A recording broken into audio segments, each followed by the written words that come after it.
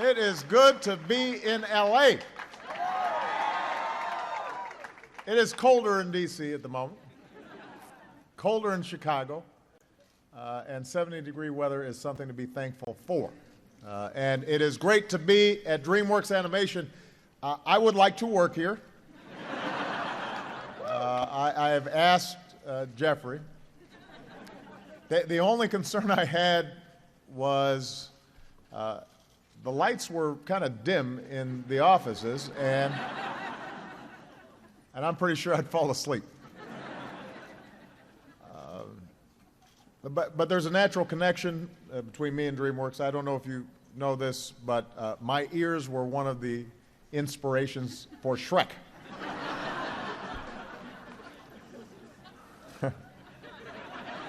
That's true. True story. Melody was being very modest when she said she had a front row seat. Melody was one of my earliest supporters back when nobody could pronounce my name. And her and John Rogers at Ariel Capital helped to co-chair some of my first fundraisers, and they'd have to drag some straggly group in, kicking and screaming, and write a check and listen to this young senator who had a lot of ideas, but not necessarily any realistic prospects to win. And she went through a lot of ups and downs with me in my career, and is just a great, great friend. So I want to thank her publicly for all the support that she's given us. We've got some folks here who are fighting for the people of Southern California every single day, and just want to acknowledge them. We've got the mayor of Glendale, Dave Weaver. We've got three of your outstanding members of Congress, Brad Sherman, Adam Schiff, Karen Bass. They are all doing a great job.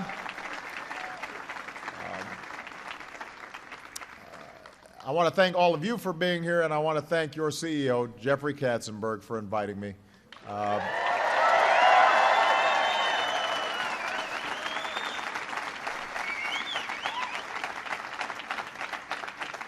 Jeffrey, like Melody, has been a friend and a supporter through thick and thin, and I think his place in the entertainment industry is legendary. I don't need to puff him up too much. He has a healthy sense of self.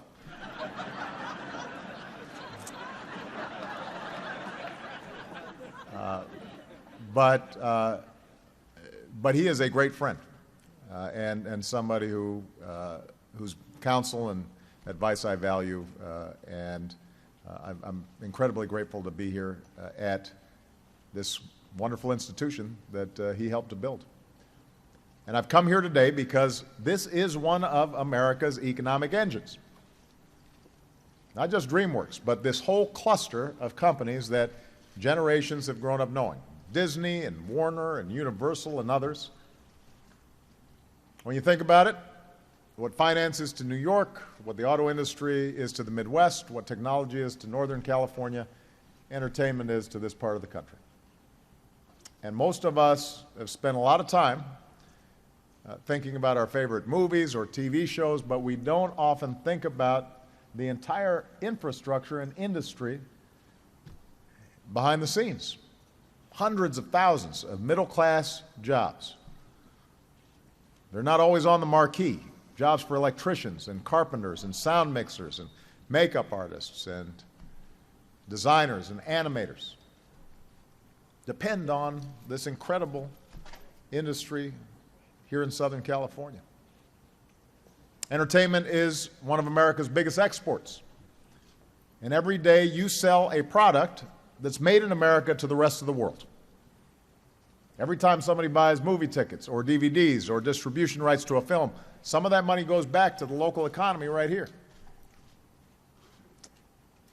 And believe it or not, entertainment is part of our American diplomacy. It's part of what makes us exceptional, part of what makes us such a world power. You can go anywhere on the planet and you'll see a kid wearing a Madagascar t-shirt. You can say, "May the force be with you." They know what you're talking about. Hundreds of millions of people may never set foot in the United States, but thanks to you, they've experienced a small part of what makes our country special. They've learned something about our values. We have shaped a world culture through you. And the stories that we tell transmit values and ideals about tolerance and diversity and overcoming adversity and creativity that are part of our DNA. And as a consequence of what you've done, you help shape the world culture in a way that has made the world better. They might not know the Gettysburg Address, but if they're watching some old movie, maybe Guess Who's Coming to Dinner, or The Mary Tyler Moore Show, or Will and Grace, and Modern Family, they've had a front row seat to our march towards progress, even if their own nations haven't made that progress yet. And young people in countries all around the world suddenly make a connection and have an affinity to people who don't look like them, and maybe originally they might have been fearful of, and now suddenly they say, "Oh, this person's like me," which is one of the powers of art. But that's what you transmit. And that is a remarkable legacy. It's also a big responsibility. When it comes to issues like gun violence, we got to make sure that we're not glorifying it, because the stories you tell shape our children's outlook and their lives. Now, earlier this year, leaders from this town sat down with Vice President Biden to talk about what Hollywood could do to help keep our kids safe. This was in the wake of Sandy Hook. And those conversations need to continue. The stories we tell matter. And you tell stories more powerfully than anybody else on the earth. But I want to make clear, even as we think long and hard about the messages we send, we should never waver from our commitment to the freedom that allows us to tell those stories so well. Protecting our First Amendment rights are vital to who we are, and it's also good business. Because in the global race for jobs and industries, the thing we do better than anybody else is creativity. That's something that can't be copied. It's one of the reasons why, even with new markets and new technologies, there's still no better place to make movies and television and music than right here in the United States. Entertainment is one of the bright spots of our economy. The gap between what we can do and what other countries can do is enormous. Yeah, that's worth cheering for. Yeah.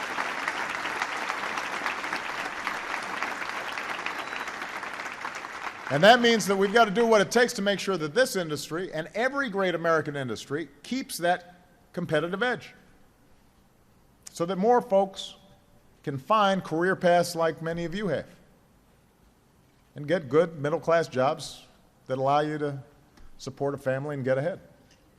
Nothing is more important than that right now. And as Melody mentioned, when I came into office, we were going through a severe crisis. 5 years later, America's largely fought our way back. We've made the tough choices required, not just to help the economy recover, but to rebuild it on a new foundation for stronger, more durable economic growth. We refocused on manufacturing and exports, and today our businesses sell more goods and services made in this country to the rest of the world than ever before. Our manufacturers are adding jobs for the first time since the 1990s, led by an American auto industry that's come roaring back. American cars are really good now. We decided to reverse our dependence on foreign oil.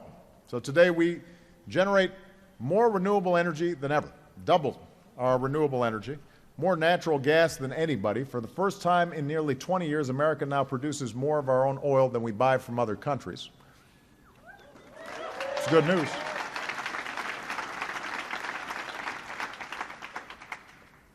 When I took office, America invested far less than countries like China did in wireless infrastructure. And we've now narrowed that gap, and we have helped companies unleash jobs and innovation and become a booming app economy that's created hundreds of thousands of jobs. 6 years ago, only 5% of the world's smartphones ran on American operating systems. Today, more than 80% do.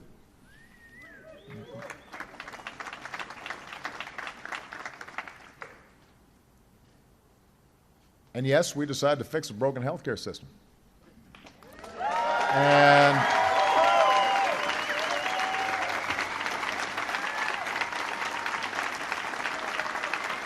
And, you know, it's interesting. I was talking to some of the studio execs here, and I said, look, the rollout of the new healthcare marketplace was rough. And nobody was more frustrated about the problems with our website than I am. And yet here in Southern California and here across this state, there are thousands of people every single day who are getting health care for the first time. For the first time, because of this.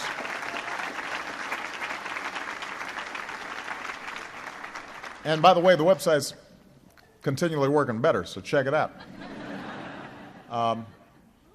But as a country, we're now poised to gain health coverage for millions of Americans starting on January 1st, and that includes more than 350,000 here in California who have already signed up. And thanks in part to the Affordable Care Act, healthcare costs are growing at the slowest rate in 50 years. Employer-based healthcare costs are growing at about 1/3 the rate of a decade ago. And that means that if the studios here, your employers, aren't having to spend as much on healthcare, that they can hire more folks and reinvest more in the business and come up with those cool technologies that I don't exactly understand how they work, but were really neat to look at.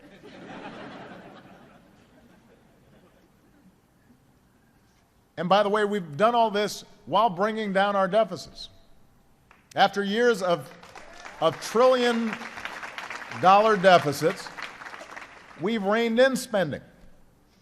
You would think sometimes, listening to folks in Washington, that we haven't made any progress on that front. We wound down 2 wars. We changed the tax code that was too skewed towards the wealthiest Americans at the expense of the middle class. You add it all up. We've cut our deficits by more than half, and they continue to go down faster than any time since World War II. So, all told, our business has created 7.8 million new jobs over the past 44 months. America's gone farther, recovered faster than most other industrialized nations. But, as Melody said, we got more work to do. Stock market's doing great, corporate profits soaring, but too many Americans aren't sharing in that success. And everybody here who works at Dreamworks, a really good place to work. I'm going to ask Jeff if maybe I can work here. But all of you have friends and family and neighbors who aren't as lucky. And you know, there's still a lot of folks who are struggling out there. And my top priority is making sure that this country remains a country where everybody who's willing to work hard can get ahead. And we'd be a lot further along without some of the dysfunction and obstruction we've seen in Washington. We would be a lot further along. We'd be a lot further along if we could just get folks to act with some sense. If we didn't have one wing of one party that was a little less obsessed with repealing health care for 40 million people, more concerned with making sure the law works, if they hadn't spent 40 votes trying to repeal the Affordable Care Act, they might have actually taken some votes on rebuilding our infrastructure or instituting early childhood education for young people across this country, or investing more money in basic research that helps to create the amazing technologies that many of you utilize. Any of the serious proposals I put forward that would be creating jobs right now, they could have been taking votes on that. Instead of rooting for failure or refighting old battles, Republicans in Congress need to work with us to improve those things about the Affordable Care Act that aren't working as well as they should, and implement policies to strengthen the middle class and create jobs. A couple of weeks ago, House Republican leaders handed out a piece of paper to their members, and on the top of it said, Agenda 2014. I'm not making this up. Below that, it was blank.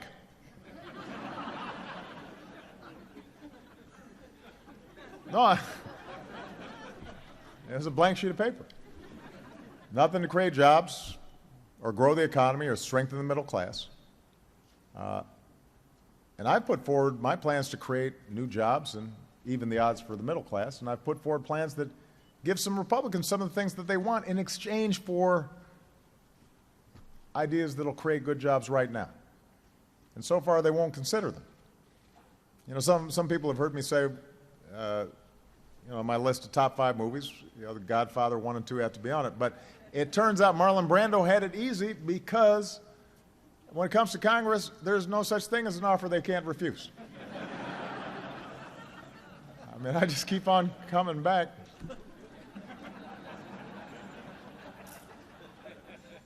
I'm going to keep on trying, though. I am, because we got no choice. The American people agree with us that jobs, growing the economy should be our #1 priority, and we've got to make some investments to make that happen. And we've got to give a better bargain to the middle class and everybody who's working to join the middle class. And that means building on those cornerstones of what makes for a strong middle class. Good jobs, a good education, a home of your own, health care when you get sick, a secure retirement even if you're not rich. So we can help manufacturers bring more jobs back to America by investing in American clean energy technology and putting people to work building roads and bridges and schools and high-speed broadband networks that attract businesses from around the world. We can prepare our children and our workers for the global competition that they'll face, expanding high-quality preschool education, redesigning our high schools, investing in community colleges and job training, and tackling rising college costs so that young people can afford it. We can help responsible homeowners afford mortgage or refinancing at today's low rates. Help build a rock-solid housing system for decades to come instead of boom and bust. We can bring the promise of a secure retirement back to reach for middle-class families, finding new ways to make it easier for workers to save and strengthening Social Security and getting immigration reform done so that undocumented workers are paying their full share of taxes, but they're not living in the shadows. And we're attracting the best and the brightest from all around the world. As I was getting a tour of Dreamworks, I didn't ask, but just looking at faces, I could tell there were some folks who are here not because they were born here, but because they want to be here. And they bring extraordinary talents to the United States, and that's part of what makes America special. And that's part of what, by the way, makes California special, because it's always been this magnet of dreamers, strivers, and people coming from every direction saying to themselves, if I work hard there, I can have my piece of the American dream. We're going to continue to make progress on all those fronts, and yes, we are going to continue to implement the health care law. The product is good, people want it, and we should not live in a country where people are going bankrupt just because they get sick. And anybody who's going to keep on pushing against that, they will meet my resistance, because I am willing to fix any problems that there are, but I'm not going to abandon people to make sure that they've got health insurance in this country. That is not something we're going to do.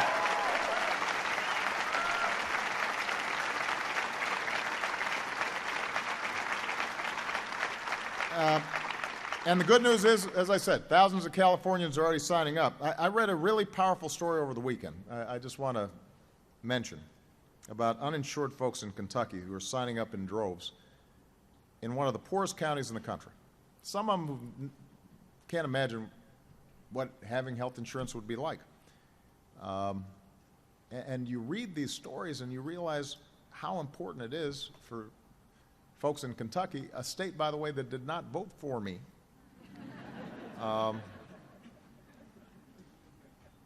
if Kentucky can do it, then every state should be able to do it. We should be able to expand Medicaid all across the country. There are millions of people who right now, even under the law, may not get health care that they deserve because their governors have refused to do it just for political reasons, expanding Medicaid. Fortunately, California obviously is not one of them. But this is a fight that we're going to keep fighting because it's worth fighting. And that's what Melody referred to. It's true. I'm not an ideological guy, but there's some things I really believe in.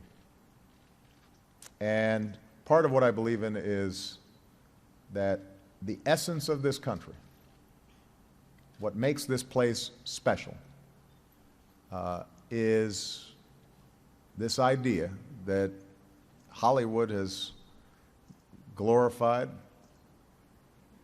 and held up, but I actually think it's true that here more than any place else, no matter what you look like, where you come from, what your last name is, who you love, you should be able to make it if you're willing to work hard. That's what I believe.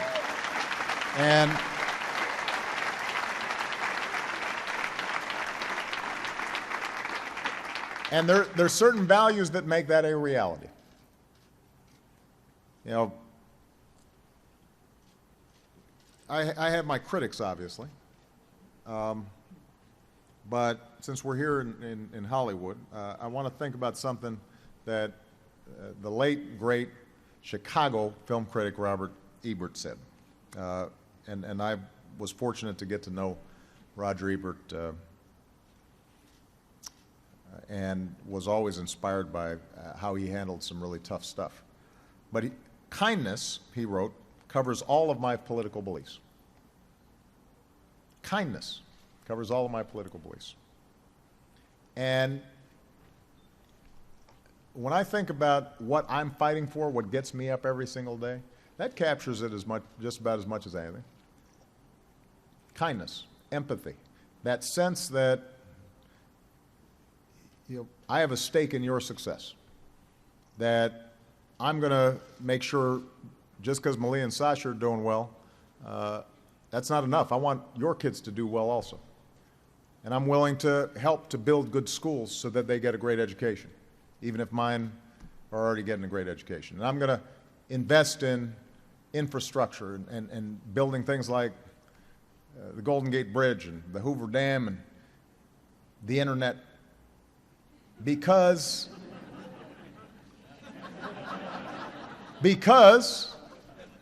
I'm investing for the next generation, not just this one. And that's what binds us together. And that's how we've always moved forward, based on the idea that we have a stake in each other's success. And that's what drives me. And that's what will continue to drive me. I believe that every kid should have opportunity. I believe our daughters should have the same opportunities as our sons. I believe that Jeffrey's kids should be able to aspire to whatever they can dream of, but I also want to make sure that the person who's cleaning up Jeffrey's office, that their kid has that same possibility. And we may have different ideas and different policies on how to do things, but that shouldn't negate that core vision is what we're fighting for. And we should be able to sit down together and to keep dreaming and to keep working and to make sure that the American dream that's been described here in Southern California is sustained for generations to come. And what's stopping us is not policy details, it's not technical issues, it's to summon the courage to put politics aside once in a while.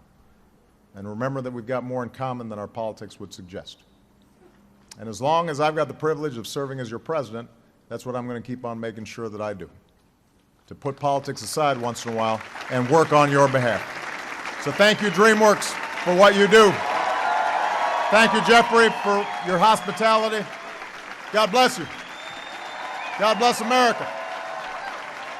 Can't wait to see your next movie.